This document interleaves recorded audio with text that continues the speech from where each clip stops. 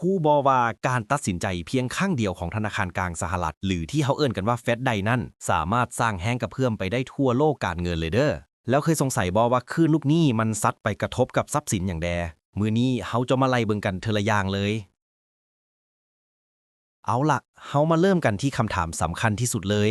การที่เฟดประกาศลดอัตราดอกเบี้ยแท้ๆแล้วมันเป็นสัญญาณที่ดีหรือเป็นสัญญาณที่บ่ดีต่อภาพรวมเศรษฐกิจกันแท้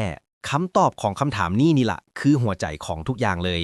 โดยปกติแล้วเฟดจะลดดอกเบี้ยด้วยเหตุผลหลักๆอยู่2อย่าง1เพื่อกระตุ้นเศรษฐกิจที่ยังเบิ่งดีอยู่ให้มันเติบโตต่อไปได้อีกและ2เพื่อช่วยบ่ให้เศรษฐกิจที่กำลังซักซ่าสุดหนักลงไปกว่าซึ่งการที่เฮาต้องฮู้ว่าเฟดเฮ็ดไปย้อนหยังนี่ล่ะสำคัญบ่แพ้การฮู้ว่าเขาลดดอกเบี้ยเลยเอาล่ะเฮามาเบิ่งแฮงกับเพิ่มลูกทำอิฐกันก่อนเลยทรัพย์สินที่ต้องบอกว่าถูกผลกระทบไปเต็มๆและไวที่สุดก็คือค่าเงินดอลลาร์สหรัฐกับพันธบัตรรัฐบาลนั่นเองโดยทั่วไปแล้วผลกระทบทำอิฐที่เฮาจะเห็นได้ค่อนข้างจะแจ้งเลยก็คือค่าเงินดอลลาร์สหรัฐมีแนวโน้มที่จะอ่อนค่าลงแล้วเป็นอย่างดอลลาร์จึงอ่อนลองนึกภาพตามง่ายๆเนาะพอเฟดลดดอกเบี้ยผลตอบแทนจากการถือเงินดอลลาร์มันกำหน่อยลงไปด้วยแม่นบ่ว่าง่ายๆก็คือมันบ่ค่อยน่าสนใจปานใด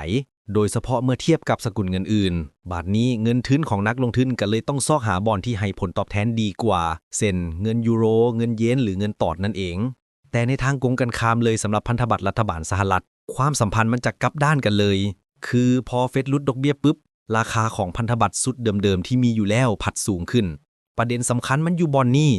การลดดอกเบี้ยมันเฮ็ดให้ผลตอบแทนของพันธบัตรที่จะออกใหม่ต่ำลงแม่นบ่ดังนั้นพันธบัตรสุดเก่าที่ให้ดอกเบี้ยสูงกว่าจึงกลายเป็นของมีค่าขึ้นมาทันทีเลยนักลงทุนก็เริ่มฟ้าวพากันไปซื้อเพื่อหลอกผลตอบแทนที่สูงกว่านี้เอาไว้ก่อนที่มันจะบ่มีแล้วซึ่งการแย่งกันซื้อนี่แหละที่ดันราคาพันธบัตรให้สูงขึ้นไปอีก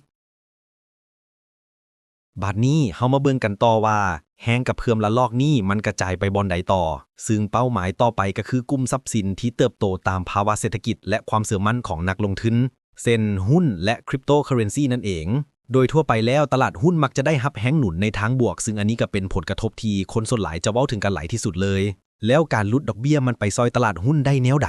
คือมันส่งผล2ทางหลักคือ 1. ฟังบริษัทที่สามารถกู้เงินมาลงทุนขยายธุรกิจได้ในต้นทุนที่ถูกลงและ 2. ฟังผู้บริโภคที่มีแนวโน้มที่จะจ่ายซื้อคืนกันหลายขึ้นบัดนี้หุ้นที่มักจะขึ้นรับข่าวดีแบบนี้ก็คือกลุ่มเทคโนโลยี AI และพวกหุ้นเติบโตทั้งหลายแต่ก็มีข้อยกเว้นคือกันเลาะอย่างกลุ่มธนาคารที่อาจจะถูกกดดันจากส่วนต่างดอกเบี้ยที่น้อยลงพอมาฮอดตลาดคริปโต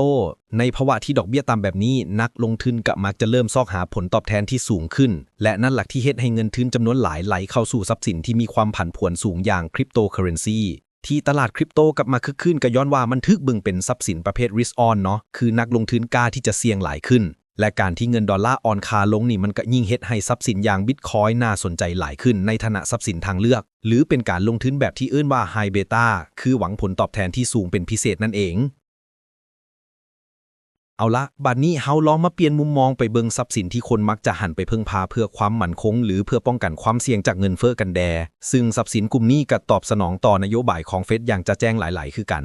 คำและแห่เงินมักจะเบิ่งสดใสเป็นพิเศษเลยในช่วงเวลาแบบนี้ซึ่งมันก็สะท้อนบทบาทดั้งเดิมของพวกมันในฐานะทรัพย์สินปลอดภัยหรือเซฟเฮาเว่นได้เป็นอย่างดีสำหรับคำต้องบอกว่าได้แฮงหนุนถึง2ต่อเลย 1. เงินดอลลาร์ที่อ่อนค่าลงเฮ็ดให้ราคาคำมันถูกลงในสกุลเงินอื่นและ 2. ผลตอบแทนพันธบัตรที่ต่ำลงมันเฮ็ดให้ค่าเสียโอกาสในการถือคำซึ่งมันบ่ได้ให้ดอกเบี้ยอย่างลดน้อยลงไปอีกส่วนแฮงเงินก็มักจะเคลื่อนไหวตามคำไปนั่นแหละแต่อาจจะมีความผันผวนที่สูงกว่าน้อยนึงมาฮอดทรัพย์สินกลุ่มสุดท้ายกันแล้วเนาะนั่นก็คือสินค้าโภคภัณฑ์หรือ commodities ที่เปรียบเสมือนวัตถุดิบต้นทุนของเศรษฐกิจก็มักจะได้รับผลประโยชน์จากแนวโน้มการเติบโตทางเศรษฐกิจไปด้วยคือกันหลักการมันค่อนข้างกงไปกงมาเลย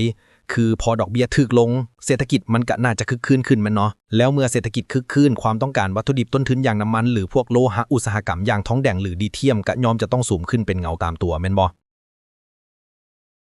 เอาละหลังจากที่เฮาไล่เบิ่งเทื่อละส่วนกันมาแล้วตอนนี้เฮาจะมาสรุปภาพรวมทั้งหมดเข้าด้วยกันเพื่อให้เห็นภาพความเชื่อมโยงของผลกระทบทั้งหมดแบบจะแจ้งไปเลยถ้าเฮาเบิ่งภาพรวมจะเห็นความเชื่อมโยงที่น่าสนใจหลายเลยคือการลดดอกเบี้ยมันเริ่มต้นจากการเฮ็ดให้เงินดอลลาร์อ่อนค่าและราคาพันธบัตรสูงขึ้น ซึ่ง2ปัจจัยนี้เองก็ส่งผลต่อๆกันไปเงินทุนก็ไหลออกจากดอลลาร์ไปหาทรัพย์สินอื่นอย่างคำและคริปโตในขณะที่ความหวังที่ว่าเศรษฐกิจจะกลับมาเติบโตมันก็ไปซอยหนุนตลาดหุ้นและก็สินค้าโภคภัณฑ์ไปนี่แหละคือภาพของแห่งกระเพื่อมทั้งหมดที่เกิดขึ้นและทั้งหมดนี้ก็คือภาพรวมของผลกระทบที่เกิดขึ้นจากการหลุดดอกเบี้ยของเฟดแต่ก็มีคำถามสำคัญที่อยากจะฝากไว้ให้ไปคิดกันต่อเนาะแล้วถ้าว่าเฟดบ่หลุดดอกเบี้ยตามที่ตลาดคาดการณ์กันไว้จะเกิดอย่างขึ้นต่อไปซึ่งนั่นก็เป็นอีกเรื่องหนึ่งที่น่าติดตามอย่างยิ่งเลย